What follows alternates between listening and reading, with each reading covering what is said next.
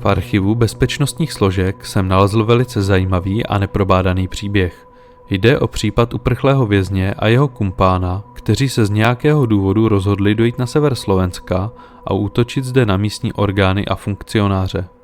Je to příběh plný násilí, přepadení a únosů, který dosud nebyl na internetu zveřejněný. Celý příběh vychází z přísně tajného vyhodnocení Krajské správy státní bezpečnosti v Žilině. Případ byl nazván Akce Polsko. Podíváme se na případ úplně od začátku. V roce 1952 pobýval v polské věznici v Krosnu 27letý bývalý poručík polské lidové armády Valdemar Piskurský. Byl odsouzen k trestu smrti za údajnou protistátní činnost. 7. dubna 1952 z vězení utekl. Pomohl mu strážný věznice 25letý Jan Novák, který s ním následně utekl. Utekli z Lubušského vojvodství do okolí Živce ve Slezském vojvodství na československé hranici. Zde se skrývali až do září.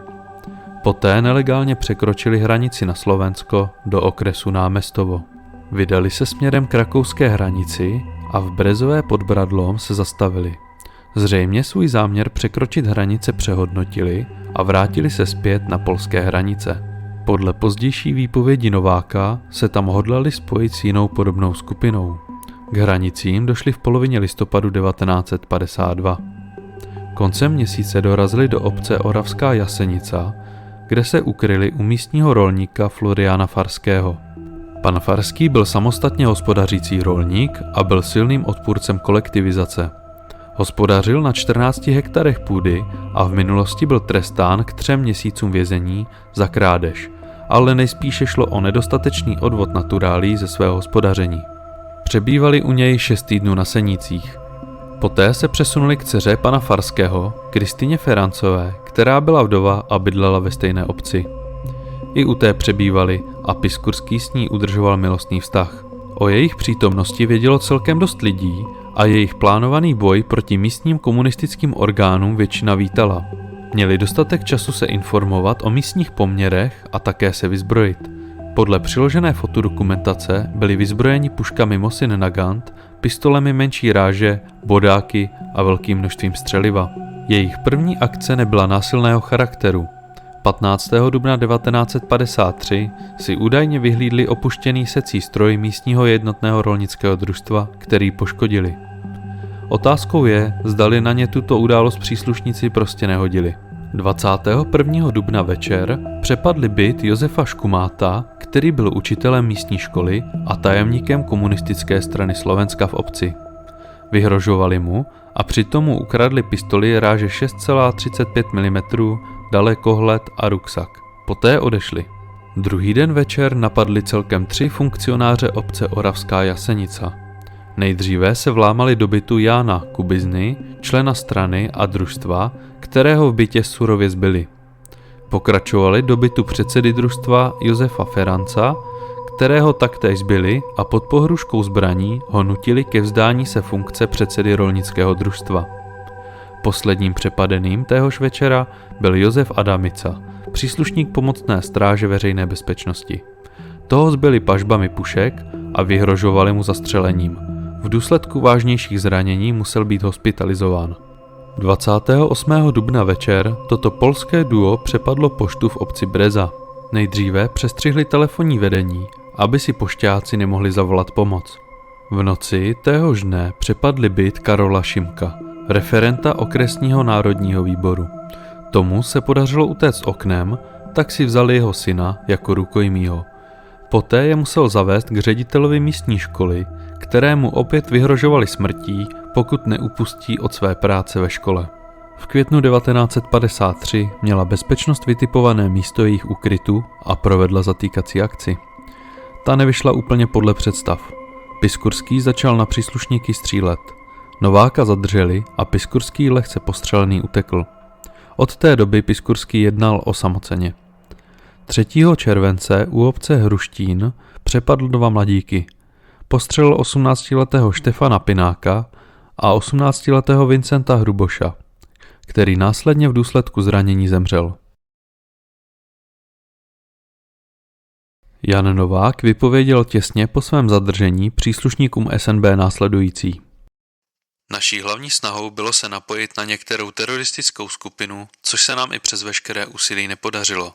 V důsledku toho Piskurský, který byl smrtelně nepřátelsky zaujatý proti lidově demokratickému zřízení, říkal, že když se nám takové spojení nepodařilo navázat, tak budeme vykonávat teroristickou činnost sami, tím, že budeme uskutečňovat teroristické přepady politických funkcionářů a veřejných činitelů a také budeme páchat sabotáže. Na základě toho jsme asi 15. dubna 1953 rozbili na poli jednu secí mašinu, která byla majetkem JRD. V takovém rozbíjení jsme chtěli dále pokračovat. Dalšího teroristického činu jsme se poté dopustili 22. dubna, kdy jsme přepadli s namířenými zbraněmi 4 funkcionáře KSS a JRD v Oravské Jasenici, které jsme v nočních hodinách pronásledovali s úmyslem je postřílet. Od toho však Piskurský na můj pokyn upustil a potom jsme ty funkcionáře jen vyfackovali a zbili pažbami pušek. Toto jsme udělali z toho důvodu, abychom je zastrašili, stejně jako jiné občany oddané lidově demokratickému zřízení. Z napadnutých politických funkcionářů znám jen Feranca. Ostatní jménem neznám. Dalšího teroristického přepadu jsme se dopustili dne 28. dubna 1953 v obci Breza, kde jsme taktéž přepadli 2 politické funkcionáře, kterým jsme v nočních hodinách vyhrožovali, že pokud nepřestanou být aktivní, tak je postřílíme. Potom jsme rozsekali sekerou telefonní spoje. O jiných teroristických činech už nevím. Následně byl Novák předán polským úřadům a o jeho dalším osudu není nic známo. V noci z 13. na 14. září spáchal Piskurský loupežné přepadení prodejny Jednota v Oravské Jasenici. Přepadl vedoucí Juliánu Zanovitovou, které odcizil tržbu v hodnotě 6153 korun československých a 1 náramkové hodinky. Hned po loupeži se vydal do domu předsedy místního národního výboru Oravské Jasenice Josefa Kajánka a opět mu vyhrožoval zabitím, pokud neskončí ve své funkci. Kajánek se mu však postavil na odpor a začal s ním zápasit a při zápasu došlo i k výstřelu. Piskurský vyskočil z okna a poté vystřelil 2 střely na dům. Druhý den přepadl v lese za obcí Breza dělníky lesní správy, od kterých požadoval informace o místních funkcionářích komunistické strany a informace o místních bezpečnostních orgánech. 24. října zopakoval loupežné přepadení Jednoty, tentokrát v obci Terchová v okrese Žilina. Přepadl vedoucího prodejny a odcizil mu celodenní tržbu neznámé výše. V noci téhož dne přepadl místní hostinec, kde odcizil 800 korun československých. Další noc 25. října ho příslušníci veřejné bezpečnosti zastřelili během realizace zatýkací akce. Smrtí Piskurského případ nekončí. Bezpečnost se rozhodla zadržet veškeré osoby, které byly Novákovi a Piskurskému nápomocny. Podíváme se, co se s nimi po této akci dělo. Dříve zmíněný Florian Farský byl předveden k výslechu, kde se plně doznal k napomáhání polské dvojci. O jeho dalším osudu po výslechu není nic známo. K výslechu byl předveden také jistý Karol Brontvaj. Byl otcem 6 dětí a taktéž samostatně hospodařící rolník. V době slovenského státu byl členem Hlinkovy slovenské lidové strany a po válce se stal členem Demokratické strany Slovenska. Ten se k výslechu dostal zejména na základě poznámky v deníku Piskurského. Tam bylo uvedeno, že se spolu měli setkat. Kristýna Ferancová později při výslechu uvedla, že jim tam předal 1 pušku a náboje. Sám vše popřel a sdělil, že je potkal pouze jednou na poli. 3 měsíce je schovával Adam Janík z obce Zázdrivá. Stejně jako Brontvaj byl členem Hlinkovy slovenské lidové strany a po válce se stal členem Demokratické strany Slovenska. V práci přišel o nohu a byl invalidní důchodce.